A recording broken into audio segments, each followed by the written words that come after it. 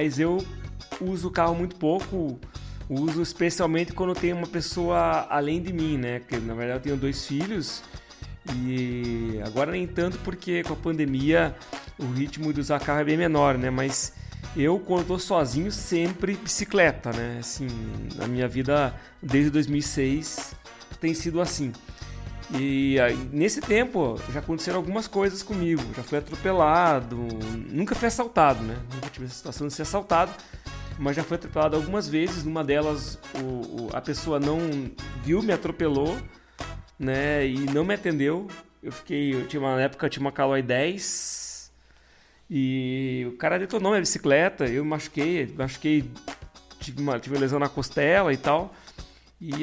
Até nessa situação comecei a pensar se valia a pena continuar, né? Fui parar no hospital aqui em Curitiba. A ambulância acabou me levando. A ambulância me levou para o hospital Cajuru, que é o hospital de fraturas aqui de Curitiba e tal. E até hoje a minha costela ainda tem um pouco de dor, porque a costela é difícil mesmo de cicatrizar, né? E eu pratico muito esporte, além da própria bicicleta. Corro, faço maratonas e tal, né? E assim, me limitou bastante em alguns sentidos e fiquei com muito medo de voltar a andar de bicicleta. Até que agora, hoje, eu uso uma Caloi Urbi, aquelas dobráveis assim, e ando pela cidade aí bastante, rodo em torno de 20 km por dia, subidas também, altimetria bem interessante. Só que por um bom tempo, por conta dessa queda em 2014 que eu tive, fiquei com muito medo de andar, né? Eu sou cuidadoso e tal, mas fiquei com muito medo depois que foi atropelado. E queria saber de você, já aconteceu situações que você refletisse, que você imaginasse, situações de risco que você passou com a bicicleta e que fizesse você repensar esse meio de transporte, ainda mais no São Paulo que você vive? Nossa, Binder, escuta só. Tá ouvindo aqui, ó? Tô batendo na madeira. Não, eu nunca tive um acidente desses que me fizesse repensar. Já tomei vários sustos e eu tenho uma forma de pedalar que é muito, muito, muito mesmo defensiva, né? Isso não quer dizer que eu esteja completamente imune a qualquer tipo de incidente, ser atropelado, coisa assim. Deus me livre e guarde ser atropelada. Agora, que a gente tem que demandar políticas públicas de acalmamento de trânsito, de mais responsabilidade por parte daquele que está dentro do motorista, de conseguir passar para esse motorista o quanto a responsabilidade está nas mãos dele, o quanto uma fina educativa é uma coisa muito perigosa mesmo, né? Você criar essa empatia a partir do motorista que está num veículo mais pesado é um grande desafio para o Brasil, né? O Brasil, ele é uma referência internacional quando se fala no combate ao tabagismo, quando se falava, né? Tô aqui rindo, mas é para chorar, em relação a campanhas de vacina. O Brasil foi muito rapidamente um país que conseguiu quebrar as patentes dos remédios e conseguiu atacar de frente o problema da AIDS. Quer dizer, nós somos referência em muitas questões de saúde pública, mas nós também somos referência em o quanto que nós temos dificuldade em diminuir as mortes inúteis e lesões inúteis no trânsito, né? Nós temos essa dificuldade, o brasileiro tem essa dificuldade de conseguir entender que essa epidemia, além de várias outras que a gente cultiva, essa epidemia das mortes e lesões no trânsito é uma coisa muito assim, que o brasileiro muito aceita isso na boa, né? Isso é uma coisa que realmente é muito triste você pensar que o brasileiro realmente tem essa falha na sua cultura, né? Agora, eu, graças a Deus, eu nunca tive nenhum tipo de acidente dessa ordem. Espero que não venha a ter. E eu tenho certeza absoluta.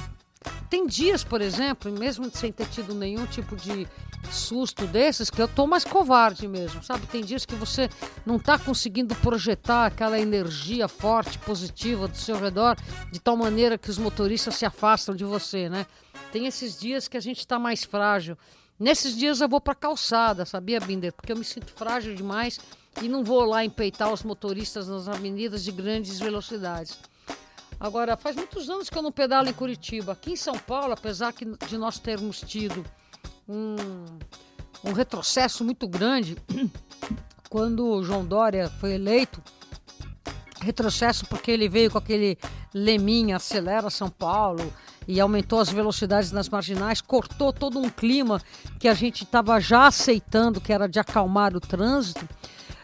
Mais recentemente, agora nesse último maio, nós tivemos a redução de velocidades em 24 avenidas da cidade. E a população meio que está aceitando. Então, assim, ainda que a nossa cidade está longe de ser um paraíso para se pedalar, eu ainda sempre considerei, continuo considerando e mais ainda vou continuar considerando São Paulo a melhor grande cidade do Brasil para se pedalar, apesar de não termos uma estrutura cicloviária tão completa como poderíamos ter.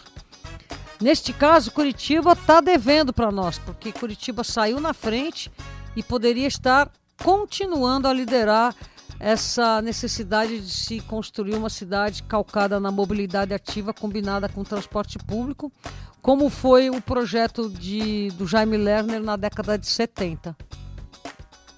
Bom, Renata, e como é que nasceu a ideia do teu canal no YouTube? Que ele é muito informativo, né? Ele conta com muita informação, detalhes bem interessantes. Eu procuro acompanhar bastante, assim, entrevistas e, enfim, as novidades, tendências do mercado. Como é que nasceu essa ideia? O que te levou a criar o canal? E como é que tem sido isso para você, essa geração de conteúdo, né, digital, falando sobre bike, que é a tua vida, né, que você vive o tempo todo. Você tem ideia de quantas bikes você já andou, que você já testou, enfim. Queria que você me contasse um pouco da tua experiência, assim, com a bicicleta e tudo. E também você falasse sobre o mercado das bikes, né, especialmente a gente vê hoje como o mercado das bikes usadas estão em alta. Até foi criado recentemente um guia, né, de preços para bikes usadas, que é uma novidade que a Se Mexe criou, né, que é uma startup aqui, uma startup brasileira, e a gente está cada vez mais com esse mercado aquecido, né, só que ao mesmo tempo a gente vê que a produção, né, tem diminuído por conta até da falta de insumos, da falta de peças. Mas eu queria que você falasse dessa tendência que há no mercado da customização, né? Que é a busca por uma bicicleta para chamar de sua. A gente vai montando aos pouquinhos, vai montando conforme a gente precisa, vai aprendendo um pouco mais. Como que você vê esse mercado atual da bike, então? Bom, vamos por partes. Bike Legal, ele nasce, a gente ainda estava nos canais ESPN, e já estava, pelo andar da carruagem, já estava entendendo que a ESPN ia ir pelo rumo que foi extinguir a cobertura de esportes radicais, né? Hoje em dia a ESPN só tem produtos enlatados, quando o assunto é esportes que nem um futebol, basquete, eventualmente no máximo o vôlei, né?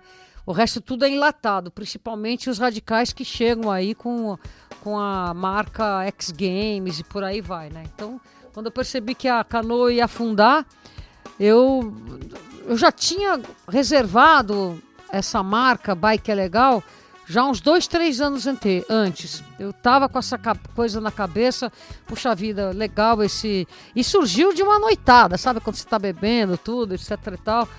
E numa noitada me surgiu, puxa vida, eu vou fazer um trabalho de vídeos focados em cima da militância da bicicleta e vai se chamar Bike é Legal, que tem essa conotação, né? Legal em português é bacana, é super cool, né?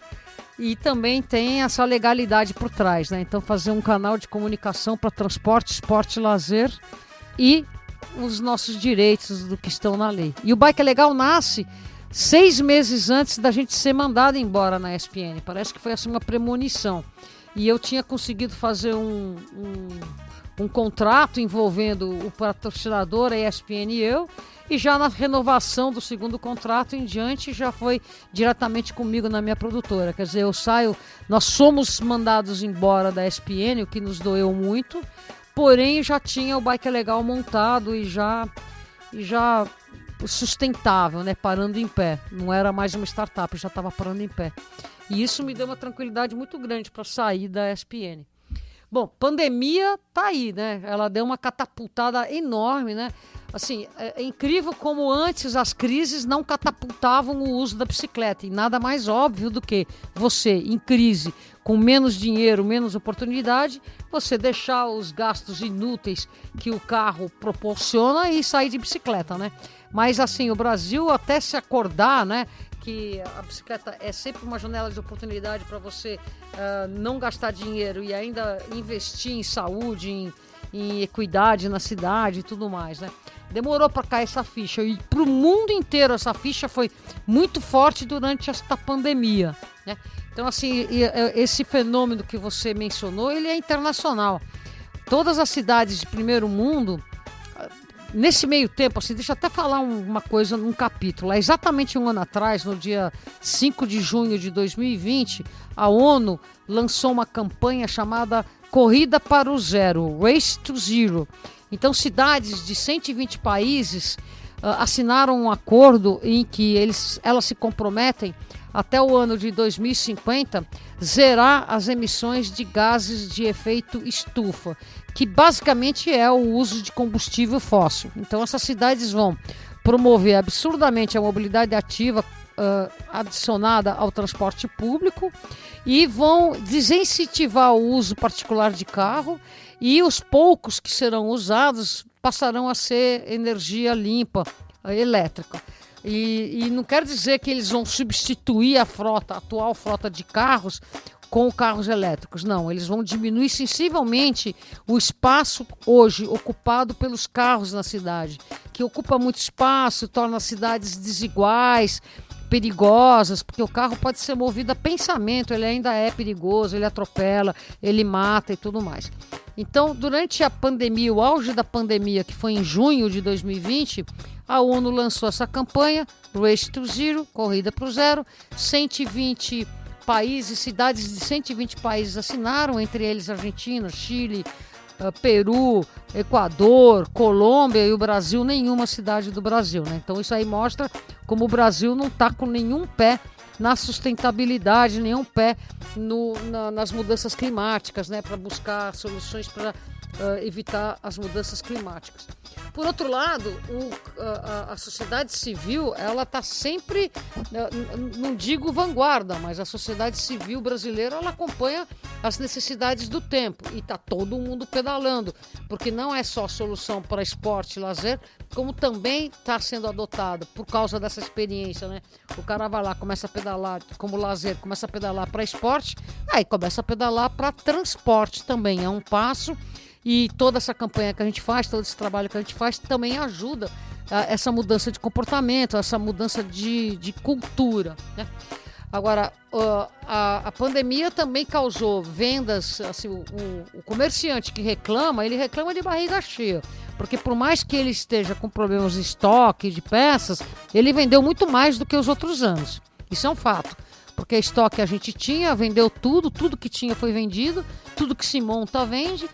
E isso daí aqueceu o quê? Uma indústria nacional, não só de fabricação de quadros, mas de montagem. Agora, é claro, a produção de bicicletas no mundo inteiro, ela ainda depende e vai depender muito de muitos insumos que vêm da Ásia, que foram os primeiros afetados. E na hora de entregar esse material para o resto do mundo, o Brasil não é primeiro da fila. O Brasil, aliás, é o último da fila quando toca a fila para... quando se fala de fila para entregar produtos, componentes de bicicleta, né?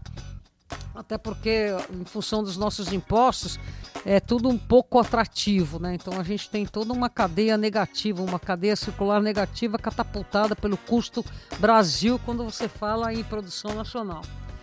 Agora, esse startup de bicicletas usadas, precificação de bicicletas usadas, eu nem sabia, mas eu posso dizer o seguinte: demorou. Mas demorou mesmo muito, porque o mercado de bicicletas usadas nunca foi uma coisa que os comerciantes, as bicicletarias gostassem. Eles querem vender bicicleta, não querem pegar a bicicleta velha para depois ter que dar um tapa e vender. No entanto, foi uma grande fonte de renda, porque eles passaram a vender bicicletas que estavam paradas, eles começaram a trocar a bicicleta, pegar a velha para poder fazer escambo e começar a vender, ganhar na bicicleta que vende, ganhar na bicicleta que pegou em troca. Quer dizer, o movimento